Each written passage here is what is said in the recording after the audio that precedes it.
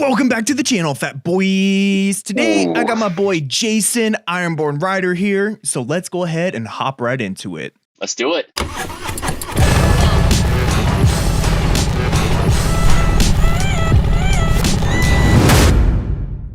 So welcome, Jason, IronBorn Rider. How you doing today? Thanks, Fat Boy Bob. Is it Fat Boy Bob or should I do FBB? We've been talking about this for a little bit. You know, I feel like you can just call me Bob. How about we go with Bob for today?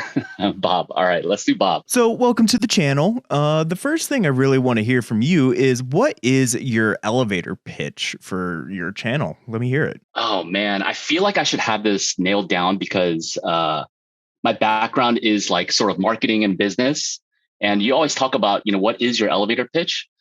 But basically, when I start my channel or when I start my videos, I basically just say, hey, on this channel, we do rides, reviews, and rants.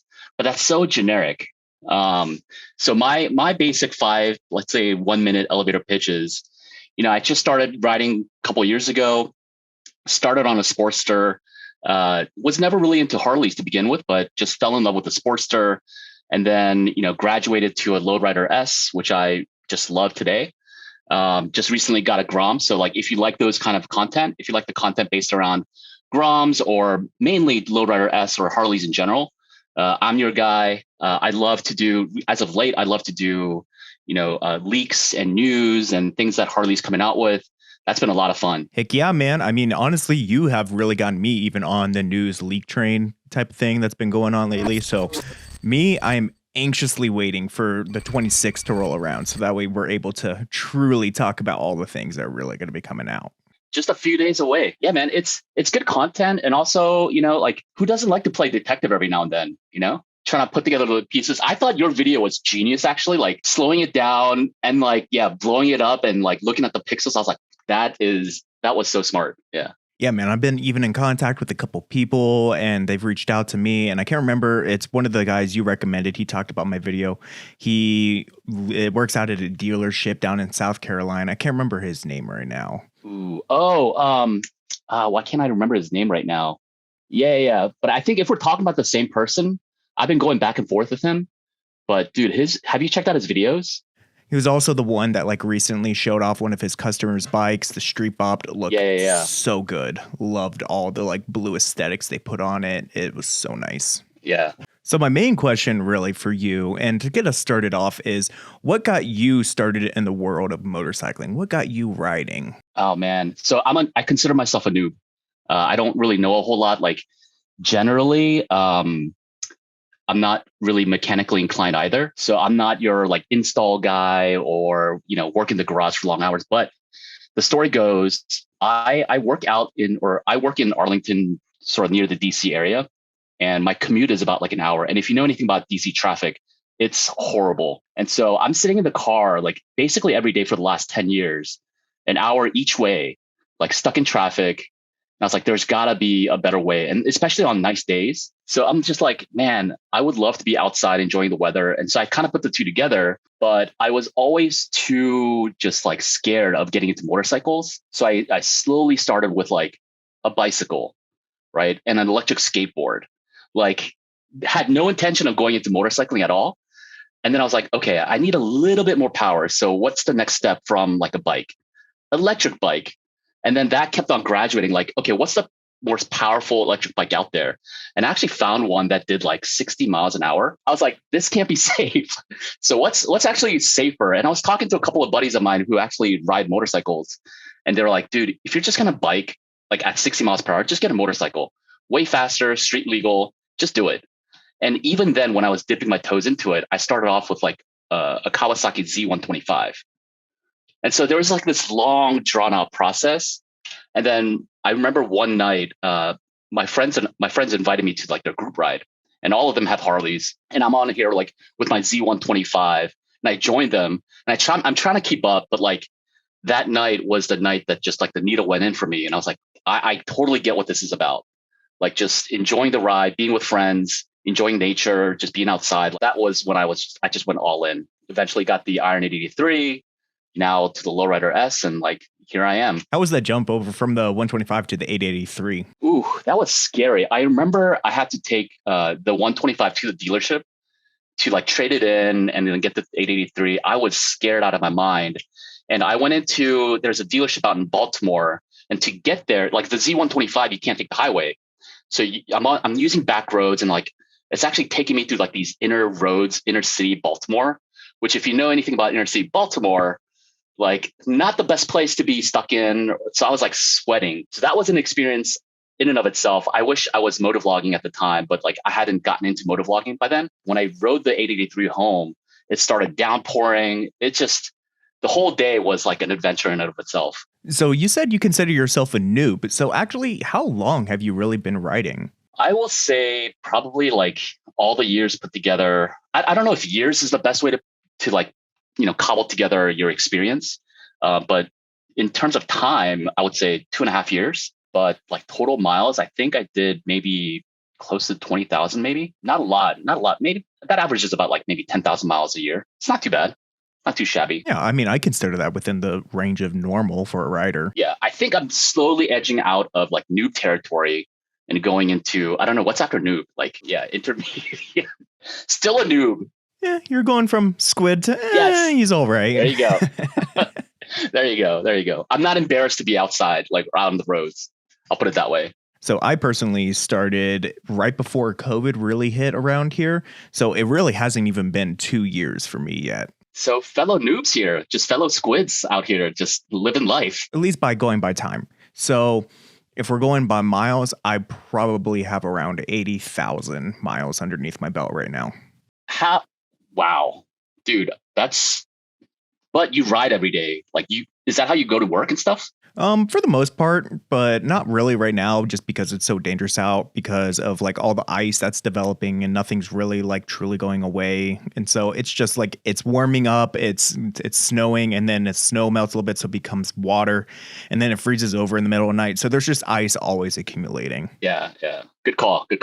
Yeah, if I was still working out in Arlington, I would probably have more miles, but like because I've been stuck at home, I don't have the like excuse to go riding to take my bike to work and back. Otherwise, I'd probably have more miles. But either way, I'm still happy. Yeah. I mean, at least for me, I got all my miles because down in Florida, everything is flat. So you can literally just pick a direction and go 300 miles in that way and never even think about it. That's what I hear. That's what I hear about Florida. It's like just flat, straight roads. And like, that's why people get the baggers and they get like, the touring bikes in Florida, just because. Yeah, I mean, you have no other option. You want to get to point A. Exactly. From point A to point B in the fastest line possible. Yeah, I mean, you can honestly never get lost in Florida because you only have north, east, south, and west. Like it's those directions only. Right. Once you hit water, just turn around and go back the other way. Yeah. Actually, you're not wrong. That is very much the truth, and I've done that multiple times. So how long have you been doing your YouTube channel now? I think it's been a little over a year. I never did my like YouTube 1 year anniversary like a lot of other people did, but I would say I think it's like maybe 1.5 years or so. So I'm a noob at everything that I've touched so far, and like in terms of like motorcycling realm. I'm also a YouTube noob, still trying to learn, still trying to grind. Oh yeah, it's definitely a full-time job. You never really understand when people say it's a full-time job. Like you never really understand it until you actually start doing it. Yeah, so even just from my recent live stream that I did, I never realized just how much work really went into it just by being able to talk and forcing yourself to put yourself out there and really open up during an unedited situation. It's really different. Yeah, and then even from when I recently did a video for my 1,000 subscriber thank you video I went back and reviewed all of my old videos for a compilation, and I went back to like my very first video. And it's crazy to see the growth and how much I've been able to actually talk to even just the camera. It was so cringy just to see myself in the huge gaps of spaces between my talking. So I actually went back and like, I saw this one video. They said, they gave a tip to say, you should go back and maybe consider deleting some of your old videos that you're not proud of, because you don't want that kind of, if it's not good quality, you don't want that impression like as somebody hits your channel for the first time. So that's what I did recently. I just went back to some of my old videos and was like, this is not good. Yeah, I don't know what I was thinking. I don't know what I was on, but yeah, let's get this out of here. Yeah, I mean, that's the key thing. You always really have to start somewhere. So it's really important to realize where you're coming from. So what is your path for YouTube? Like, where did you start? Why did you start? Where are you at now? And where are you wanting it to grow into?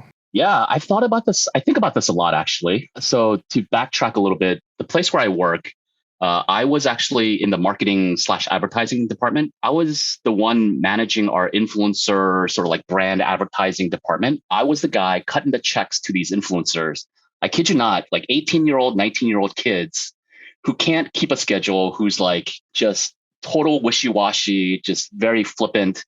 But I was cutting them checks like 5K, 10K, 15K, depending on, their channel size and like the views that they get. I think about it, I'm like, oh, it would be so nice if I had that YouTube channel, but I never knew exactly what to get in, like what it would be about, like if I were to start one. And I don't think I have like a personality that like a blooming personality or like an interesting personality enough for people to get interested. I just wanted to test it out. Like it was almost a test to see, can I start one? Can I grow? Can I scale? Like, how hard is it? I wanted to know for myself as somebody who kind of worked in that industry. So that's the reason why I got started. I'll be honest with you. Like, I started with the intention of giving myself about maybe a year, give or take, and said, if this doesn't work, if I don't see the growth and like if it's too hard, I'm just gonna quit. It was tough because I thought about giving up like midway through, like 6 months in, no subscribers, like just eking it through, just don't even know what to talk about, like hard to find content. I thought about giving up, but then, I just kind of pushed through it. And I'm not saying I'm huge, but I think I see a little bit of light at the end of the tunnel. So that was my journey. And like, where do I want to go with this? I've heard people say like, I'm just doing this for fun. I am, this is for me. And like, power to those people. I think if you enjoy creating videos, and to some extent I do too, but like for people who really just enjoy this and find fulfillment in this, like bless their hearts. But for me, this is a grind. Like it's hard. And especially when I have other priorities like family or other jobs, it's hard to make time for YouTube. And I want to get to the point where like, it'd be so nice if this channel and like my social page on Instagram could potentially just buy me a new bike. Like that'd be living the dream. At least make the payments or like maybe the down payment. But yeah, that would be the dream. Yeah, I kind of feel like that's a part of every YouTuber's dream. But for me, the grind really does come from the schedule I try to keep myself to. Yeah, you're putting in overtime, or at least to me, what it seems like. Like for me, I'm thinking months ahead if I can on the content that I'm wanting to bring to the channel. But for me, it's the scheduling that really does keep me on my grind. Because I remember when I first started, I wanted all my videos to be out, one video out every week. And I thought that was good. But then eventually I came to a point where I was like 3-4 months ahead of schedule. So I'm like, oh crap, this is going to be way outdated by the time this goes live. So I ended up moving that to 3 videos a week, and that very quickly caught back up. So I decided to choose more of the middle ground within there, and I picked the 2 videos a week now, every Tuesday and Friday. And it's enough of a push that it really keeps me going. It keeps me on my toes. It makes me make a video when I'm not necessarily feeling it, but I'm still having enough content being put out there. I'm not relaxing, but it's keeping me on my toes. Totally hear you. I think it's tough when you find yourself in a place where it almost feels like a job. That's when, I've had other hobbies that kind of turn into small time businesses. And like, I flamed out of them just because it felt like another job and I was losing, my enjoyment in it. So I don't know if you're into guitars or what have you, but like I was a huge guitar junkie, and I actually started building like little guitar effects pedals and started selling them, and like that became a business. But then like just over time, just fell out of love in doing that. So I don't ever want that to happen with like motorcycling at all, because this is something that I enjoy. I find a lot of pleasure in. Like this is fun. But if it starts to feel like a job, man, I know that's when I'm in trouble. So you were talking about how you feel like you were making a lot of videos for a while, and then no one was really subscribing, no one was really watching the videos. But then what video for you do you feel like was your turnaround point? What do you feel like was that video that really changed people and made them want to come to your channel? What was your like first true explosion? So there's like 2 types of videos. I feel like there's a video that has like the slow burn, and I did like a helmet review, not thinking like nobody was going to watch this, but it was a review on, I think it was the Scorpion like Covert X, and that like over the course of time, I think it racked up like 30,000 views. Of course, I wasn't monetized then, but like, it was nice to see that growth. Kind of embarrassed about it now, but like, it's nice to see that it's possible, even if you don't know what you're doing. I would say like the video that kind of like clicked for me, and it didn't necessarily have like a ton of views, but there was a video that I did, and I said like, why is everyone ditching the Iron 83? And I made the video at the time because I had the Iron 83, and I saw all these people in my sort of like small little influencer social circle, like trading up for a Street Bob or a Lowrider S. And I was like, dude, come on, man. Like, we're supposed to be family. Like, you're supposed to stick with me. Like, we're supposed to be sportsters till we Sports die. the mafia right there, buddy. Exactly. You know what I'm talking about. I thought that I don't expect anybody to stick with one bike for the rest of their lives, but it clicked for me, and I was like, that's a topic. That's something that I think people will be interested in. It's relevant. Nobody has it out right now. And so I did a video on that. And at that point, like, it did well for me. It has only like 3,000 views, but at the time, like, holy shit, like that's a lot for me at the time. And so that's when it clicked. I was like, I'm onto something here. And it still took me a while to kind of like figure out like a rhythm. And like, I still to this day, I don't know exactly what the YouTube gods want. But I feel like if I hear a lot of discussion, either on the forums or Facebook pages or Instagram, I know that there's something there. So that's kind of what I try to pay attention to. I try to pay attention to like what's happening, what are people interested in. That's kind of when the light bulb moment hit for me. Yeah, no, I get that. And that really does show the moment you really started thinking about, not about you, but about the greater purpose of YouTube and why people really go to certain channels. Yes. I'm so glad you brought that up, because I think about this a lot. This is why I like talking to you, man. I feel like we talk shop a lot, and like we see eye to eye on so many different levels. I think it's fine if that's what you want to talk about for that particular video. But I think you have to set your expectations, because especially if you're new to this game, not a lot of people know you. Not a lot of people care to know you because you're new. Like, it takes time to build that relationship. So if you want growth, if you want to get the views, I feel like you have to think differently. And you have to think like, what can I provide to other people? Whether it's entertainment or some sort of like engagement topic that they want to talk about, or, something that they can learn. That's when it changed for me. Like, shoot, this is not just about my own experience, but like, in order for people to relate, the topic has to be something that they can also see joining in on the conversation too, or like that's something that they can learn from. Yeah. So did you see that video I did about is motovlogging dead? Yes. So it really is very similar to that, and how most people don't really care about you if you aren't delivering something to them yet.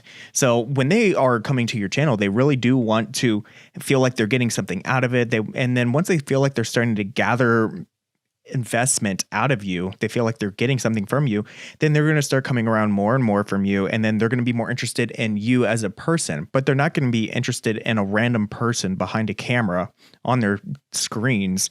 Even before that, they're going to be like, why am I watching this person? What am I going to get out of it? And if they're not getting something out of it, they're generally not going to care about you. So that's why motovlogging, in my opinion, is like something you kind of really want to build up to later, not right away. Yeah. If you truly, like, the way that I think about it, if you truly want your channel to grow as sort of like as a little business, right? Because it kind of is, you have to think about it like a business. And there's this thing that people say, like, what is your value proposition, right?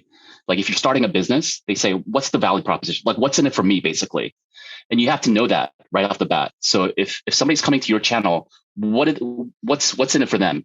They're going to learn how to ride safe. They're going to learn about like the gear that you have. They're going to learn about your Road King, right? So like, those are the things that you have to think about. It can't just be about my life, which, at like 200 subscribers, like, nobody cares. Nobody's going to care that you went to Walmart to pick up a pair of jeans or something like that. So we were talking about videos that need to be removed and like viral videos. So for me, my very first video was kind of viral in the aspect of it all.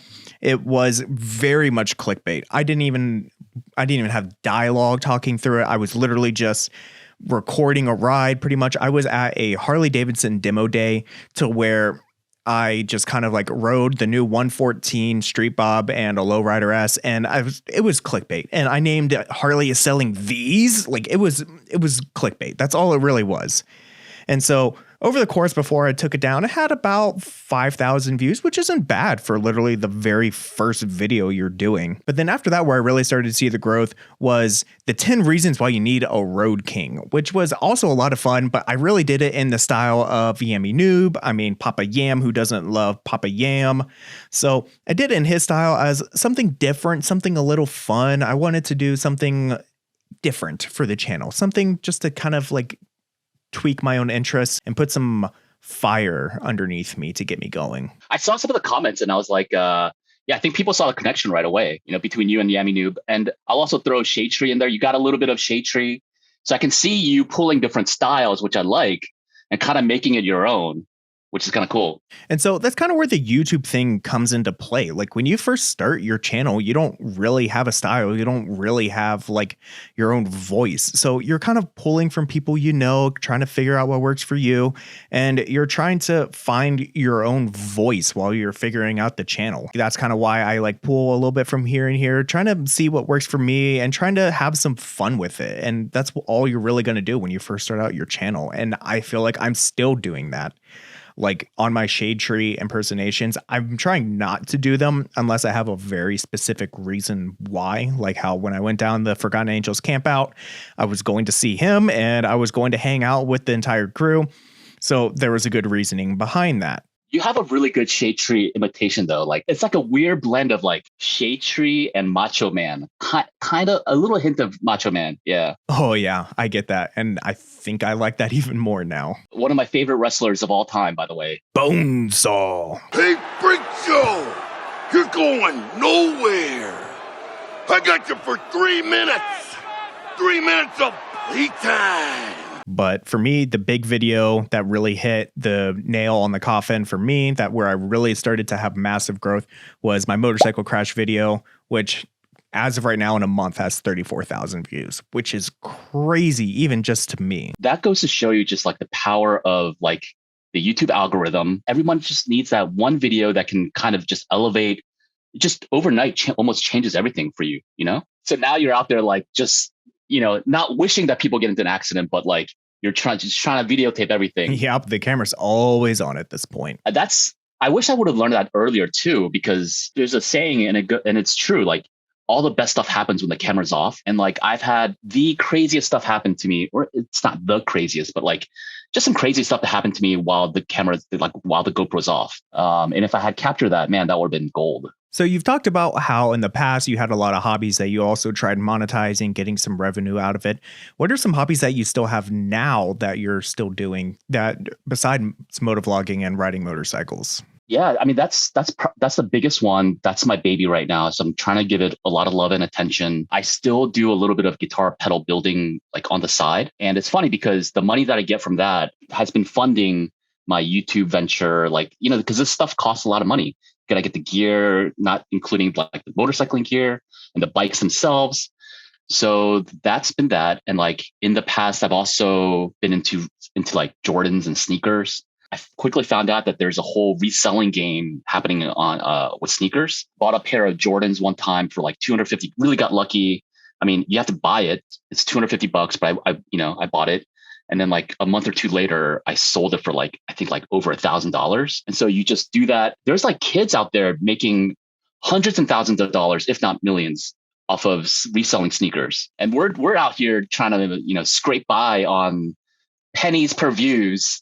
That'll put a tear in your eye. Yeah. So you used to work in the marketing world. What made you want to do the leap of jumping into video editing and learning how to do all of these things? I've never really been a strong video person, and still to this day, like I am cobbling together videos on my iMovie, like my free software that I have on my MacBook, just trying to scrape by. But like the tangent would be, or like the close tie to it would be photography. And I've always sort of fancied myself as a amateur photographer. Like I've always been in love with creating memories, like, having a really nice picture that like just encapsulates the time and moment. It's just a time capsule. I just love that idea. And so I got into photography, and, there are some techniques and things that, technical things that translate over to video. So for me, that was sort of like my tie into video like creation. Still not great at it, but I do love what it can convey. And to me, I really do enjoy, like, this is potentially where I want to take my channel at some point in the near future, but like having a little bit more cinematographic like videos, or like with a little bit more, I don't know how you would say it, like just it looks nicer. This is aesthetically more pleasing. You want it to look more cinematic all over. You want to have a higher production value out of it. Yeah. And I'm not saying like every video has to be a piece of art, but I'm saying like that's kind of what drives me sometimes with YouTube. Having a piece that I can be really proud of. In fact, like there's this one video that I made. It's like a 2-minute little quote unquote short film exploring creativity with Harley Iron 883. And it has right now 500 views, but that is my proudest video that I've made, just because like I really enjoyed making that video. It's something that's kind of been like, I could totally see myself getting into photography and videography as a hobby, as another hobby. If this YouTube thing, like creating topic content, creating Harley content wasn't like such a grind, or wasn't so urgent, I'd probably be out there doing something like that, man. Just, taking pictures. Oh, and trust me, I'm speaking from experience. It's another one of those hobbies you can dump endless amounts of money into. Oh, for sure. I'm a hobbyist at best, and I've dumped in a bunch of money. Just, I need this camera because it can do a special thing, or it has a different look. Like there's just so many, and it's the same for like motorcycling, like gear, jackets, shoes, pants, all that stuff. So for my last question, you were talking about the grind. What are some ways you really take care of yourself? And so that way this doesn't weigh down on you. The pressure doesn't build up inside of you and you don't get tired of this. So I think there's in 2 ways. I always say, like with videos, I try to do one video for basically what I consider like my audience. And maybe I don't find like 100% joy or like thrill in making this video, but I try to find a few videos that I earmark and say like, this one, I want to take it a little bit differently. And I want to stretch myself in terms of like my creativity, or what new skill I bring, or what I learn, whether it's, showing a little bit more of B-roll or, something like that. So that's kind of how I keep engaged with like the video creation itself, or like the editing, etc. And then the other thing is just simple. Like I just say F it, and like there'll be a few days where I just don't record anything at all. And some rides are for me, some rides are for my YouTube channel, but that's how I kind of keep my mental sanity. Yeah. I mean, I'm kind of in the same boat. I do kind of the same thing. I make videos for me, and I make videos that I feel like a lot of people are going to enjoy. I may not enjoy making the videos that I feel like a lot of people would find more interesting, or have much more of a learning base to it, but you got to find a balance for you. And so that's kind of where I'm at. I'm making videos, one for me, so that way I can have like a little bit more of a decompression on making these videos and have it be a little bit more fun. But then I'm also making the videos to where it is just maybe a little bit of work. So it's finding that balance.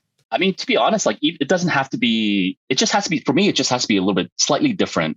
Cause like I kind of get into that monotony of like, oh, this is just the same thing. It just kind of turns into like a routine. So even for me to change it up and just do like a talking head video, like that just brought just enough of a difference, enough for me to stay engaged in the video process. And of course, going on a ride on my bike, it's always clears my mind. Yeah. I mean, that's what helps centers me back, actually being able to ride. So like right now, and during these winter months, when there's 1.5 feet of snow and I'm not able to ride, it actually kind of physically hurts me because I'm not able to have that release. Like when I started getting to riding, I didn't have a network of friends or people that were also in the motorcycling world like that as much. Of course, like the first question I get is like, are you crazy? What if you crash or die? And like, I think people have the wrong perception. Like I was under that impression too, but I didn't know how juxtaposed, because you get this thrill because you're going fast on this huge machine, but it is also like calming and just almost has a healing property of like all the stuff that you've encountered throughout the day or through the week just all kind of goes away when you're riding. Yeah. I mean, in another way, it's kind of like exposure therapy. You are not in the sense of like you're becoming used to it, but in the sense of you are so exposed, you have nothing else but to do but to relax. You're so exposed, all your worries are going away because you can only focus on one thing at a time. And that is the road right in front of you. That's a good one. You know, we're in this society today where like we're constantly, you know, multitasking between 10 different tasks, always on our phone, trying to watch TV or so it's nice to just shut all that stuff out and just focus on the road ahead of you. So with that, I'm going to say thank you to Jason, IronBorn Rider. Thank you for being here. Hopefully you guys had a lot of fun. Hopefully you learned a lot about him. If you don't already, make sure you go ahead and subscribe to him. His information is going to be linked down below in the description. So is there anything you also want to chime in, Jason, right before you leave? Thanks for having me here, man. Right back at you, man. I think you're doing a great job, especially, you know, considering that we're both kind of new at this. I look at your content and there's definitely something that I learn every time I watch one of your videos, whether it's video editing or something about like motorcycling skills. Yeah, keep up the good work, man. And with that, make sure you go ahead and hit that thumbs up button if you liked the video. And if you aren't already, make sure you go ahead and hit that subscribe button and ring that bell notification. I'll catch you on the next one. Peace.